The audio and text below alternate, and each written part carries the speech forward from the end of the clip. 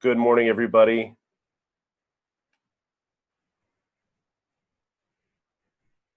This is Cris Valenciana doing your London Open analysis for Thursday, May 9th, 2019. Pay no attention to the top right corner.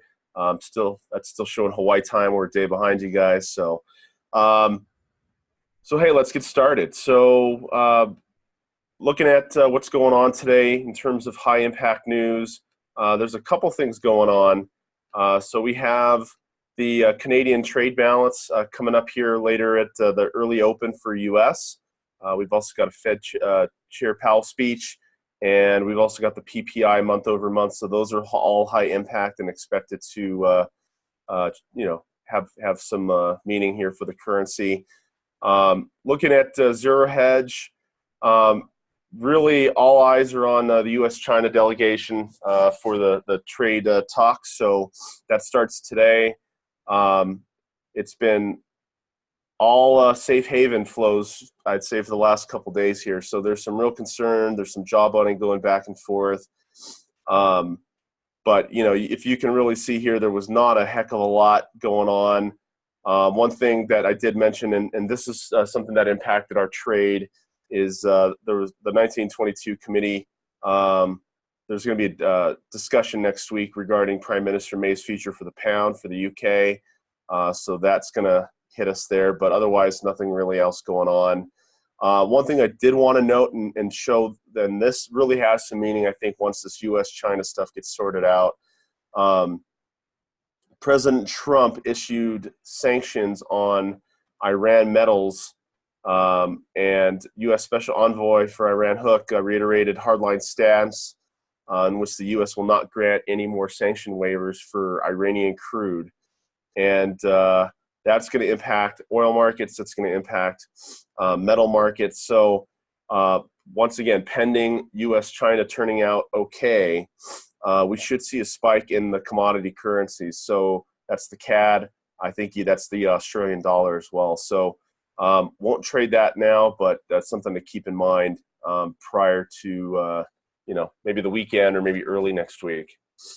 So looking at the trades that we had going on, we had two. So we had the pound New Zealand from yesterday. That was a recommendation from BNXF, and the Kiwi yen, which was a recommendation. So this is where I think our trade room and our recommendations differ. Is we show you a trade before, during, and after.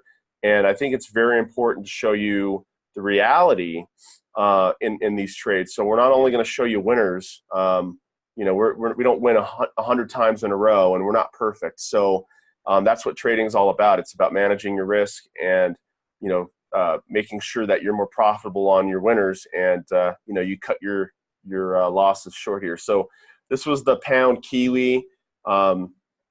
Like I said, this was a London Open recommendation, and it spiked up here, and this was with the Kiwi having their rate cut.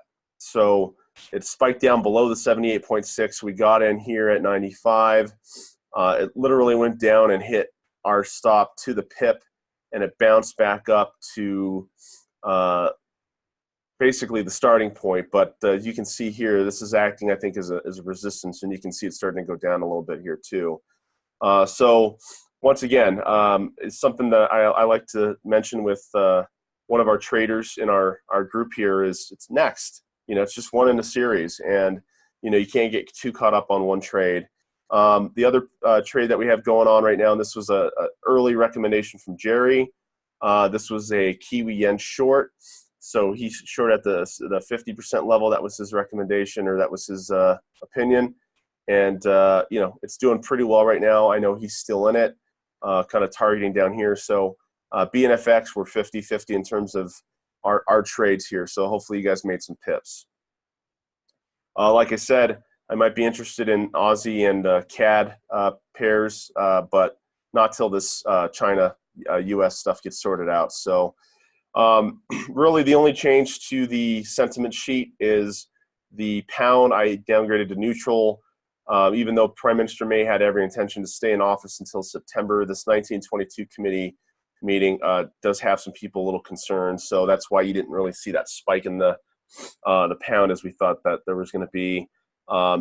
Yen is super bullish right now with safe haven flows, especially being that it impacts Asia so much, and the Kiwi is still bearish. So that's all we had.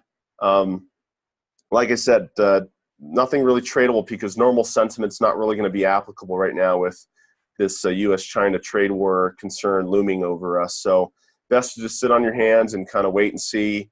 But that's all I had, guys. And if you have any questions, give me a shout out, and I'll catch you guys in the room. Thanks.